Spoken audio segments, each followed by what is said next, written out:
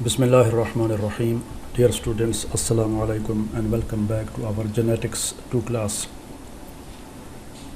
We started the topic of reversion analysis or simply reversion in the previous video. اب اسی کو ہم continue کرتے ہیں جو ریورژن کا ٹاپک تھا. تو اب اسی ڈسکشن کو مزید آگے بڑھاتے ہیں. اب اگر ایک وائلڈ ٹائپ فینوٹائپ ریسٹور ہوتی ہے سپریسر میوٹیشن سے، تو اس میں یہ ہے کہ جو ایکچوئل میوٹیشن تھی یا جو اوریجنل میوٹیشن تھی وہ ختم نہیں ہوتی، کیونکہ ایک دوسری میوٹیشن نے اس میوٹیشن کا ایفیکٹ ختم کر دیا اور وہ فینوٹائپ وائلڈ ٹائپ بن گئی. تو اب اس جاندار میں دو قسم کی میوٹیشن ہے. یہ فار ایگزامپل اوریجنل میوٹیشن تھی اور یہ ایک نئی میوٹیشن آ گئی. اس میوٹیشن نے اس میوٹیشن کا ایفیکٹ ختم کر دیا اور جو چیز تبدیل ہو گئی وہ فینوٹائپ تبدیل ہو گئی. یہ میوٹیشن بھی موجود ہے، یہ بھی موجود ہے، اس نے اس کا ایفیکٹ ختم کر دیا. تو phenotype has turned into a wild type. لیکن یہ میوٹیشن جو ہے اس کا ایفیکٹ ختم ہو گیا، اوریجنل میوٹیشن ابھی تک اس میں پریزنٹ ہے، موجود ہے. اب ان میوٹیشنز کو چیک کرنے کے لیے اور ان کو ہم سپریٹ کرنے کے لیے ایک کراس کرتے ہیں جو آگے آ رہا ہے، جس میں ہم سپریسر میوٹیشن کو ریکمبینیشن کے ذریعے اس میوٹیشن سے جدا کر سکتے ہیں.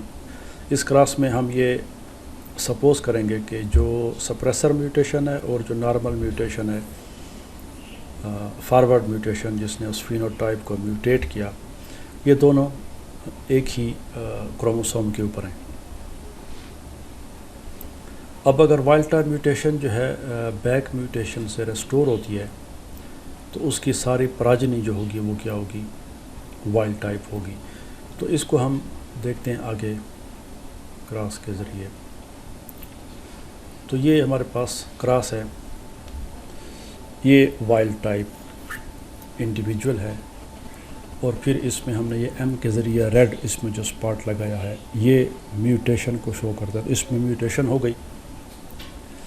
اب اگر اسی انڈیویجول میں بیک میوٹیشن ہو گئی یہ والی، تو یہ دوبارہ وائلڈ ٹائپ بن جائے گا. اور اگر اسی کروموسوم پہ ایک دوسری سپریسر میوٹیشن آ گئی تو وہ اس کا ایفیکٹ ختم کر دے گی اور وہ کیا چیز بن جائے گا؟ وائلڈ ٹائپ بن جائے گا. تو یہ بھی وائلڈ ٹائپ ہے اور یہ بھی وائلڈ ٹائپ ہے. فینوٹیپک ریورژن ہو گئی.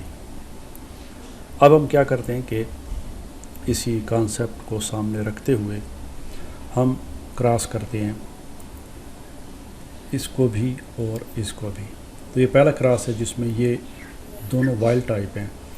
تو اگر یہ بیک میوٹیشن وائلڈ ٹائپ میں آ گئی ہے، یعنی یہ جو جیسے پچھلی سلائیڈ میں ہم نے دیکھا تھا، اس پہ ہم آخری سینٹینس کو دوبارہ دیکھتے ہیں. یہ اگر یہ وائلڈ ٹائپ میوٹیشن کس سے آئی ہے؟ بیک میوٹیشن سے آئی ہے. یعنی اب ہمارے پاس جو انڈیویجول ہے وہ وائلڈ ٹائپ نظر آ رہا ہے، اور اگر یہ بیک میوٹیشن سے ہے تو مطلب ہے میوٹیشن ختم ہو گئی ہے اور وہ انڈیویجول ایکچولی وائلڈ ٹائپ بن گیا ہے. اس میں جین ساری ٹھیک ٹھاک ہیں. تو اس کو اگر ہم وائلڈ ٹائپ سے کراس کریں گے تو ساری کی ساری پراجنی جو ہوگی وہ وائلڈ ٹائپ ہوگی، کیونکہ جو جین میوٹیٹ ہوئی ہے وہ بھی وائلڈ ٹائپ بن گئی ہے اور دوسرا کروموسوم تو وہ ہے وائلڈ ٹائپ کا. تو یہ سارے کا سارا وائلڈ ٹائپ ہوگا. تو یہ ساری پراجنی اس کی وائلڈ ٹائپ، کیونکہ یہ جو تھا یہ بیک میوٹیشن سے نارمل ہو گیا. اب اس کے بعد اس کو ہم لے لیتے ہیں جو کہ دوسرا کیس ہے، یہ والا، یہ ادھر آ رہا ہے. اب اس کو ہم کراس کر رہے ہیں ایک وائلڈ ٹائپ کے ساتھ. اس میں آپ دیکھ رہے ہیں کہ ہمارے پاس 4 ڈفرینٹ ٹائپس آف ریزلٹس آ رہے ہیں. اب اس میں یہ بھی وائلڈ ٹائپ ہوگا، یہ بھی وائلڈ ٹائپ ہوگا. یہ وائلڈ ٹائپ ہے کیونکہ اس جین کی وجہ سے. یہ وائلڈ ٹائپ ہے کیونکہ میوٹیشن تو موجود ہے لیکن یہ سپریسر میوٹیشن نے اس میوٹیشن کا ایفیکٹ ختم کر دیا اور یہ وائلڈ ٹائپ. تو فینوٹیپیکلی وائلڈ ٹائپ یہ ہو گئے. اب اس کے بعد جب ان میں دونوں میں ریکمبینیشن ہوگی ان میں، تو ہمارے پاس یہ نئے رزلٹ آئیں گے، اس سے ہمیں یہ پتہ چلے گا کہ یہ میوٹیشن ریورٹ ہوئی ہے یا سپریسر سے ہے.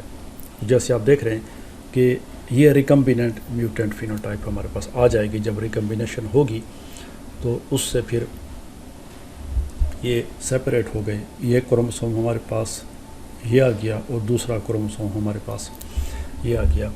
اس کی فینوٹائپ کیا ہوگی وہ ان نون ہے، کیونکہ ہمیں نہیں پتہ کہ یہ ایس کیا ایفیکٹ کاز کرتی ہے. یہ تو سپریس کرتی ہے اس میوٹیشن کو.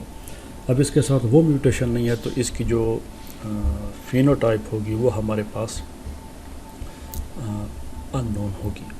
تو اب اس کراس سے جو چیز ہمارے سامنے آ رہی ہے وہ یہ ہے کہ ہم ان دونوں چیزوں کا پتہ چلا سکتے ہیں کہ یہ وائلڈ ٹائپ سپریسر میوٹیشن کی وجہ سے ہے یا بیک میوٹیشن کی وجہ سے ہے.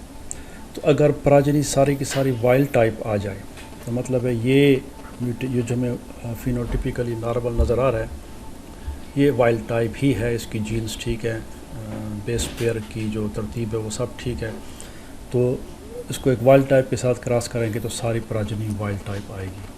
لیکن اگر یہ وائلڈ ٹائپ ایسی ہے کہ میوٹیشن ہے لیکن سپریسر میوٹیشن نے اس میوٹیشن کے ایفیکٹ کو ختم کر دیا تو پھر ہمارے پاس یہ رزلٹ آئیں گے. اور وہ رزلٹ ہمیں بتا رہے ہیں کہ دس پرٹیکولر انڈیویجول اس میں جو میوٹیشن ہے وہ ختم نہیں ہوئی بلکہ ایک سپریسر میوٹیشن کی وجہ سے اس کی فینوٹائپ چینج ہو گئی. تو یہ کچھ ریورژن انالیسس کے سلسلے میں ہم نے ایک کراس دیکھ لیا. یہ آگے پھر آ رہا ہے اور اس کے ساتھ ڈسکرپشن بھی ہے، تو پوری اس کی ڈیٹیل بھی ساتھ آ رہی ہے. تو اس کے بعد ہم اگلی ویڈیوز میں مزید اسی ریورژن پہ اور جو پچھلے ہم نے مختلف قسم کے میوٹاجینک ایجنٹس پڑھے ہیں انہی کے حوالے سے ہم دیکھیں گے کہ ریورژن انالیسس میں ہم دیکھتے ہیں کہ کون سا فینوٹائپ فارورڈ میوٹیشن کرتا ہے اور فریم شفٹ میوٹیشن جو مختلف قسم کی میوٹیشنز ہم نے دیکھی ہیں تو وہ کیسے ریورٹ ہو سکتی ہیں یا ریورٹ نہیں ہو سکتی، یا یہ جو میوٹیشن ہوئی ہے یہ کس قسم کے میوٹاجینک ایفیکٹ سے ہے. تو وہ انالیسز اگلی ویڈیو میں انشاءاللہ ہم دیکھیں گے. Thanks for watching and see you in the next video.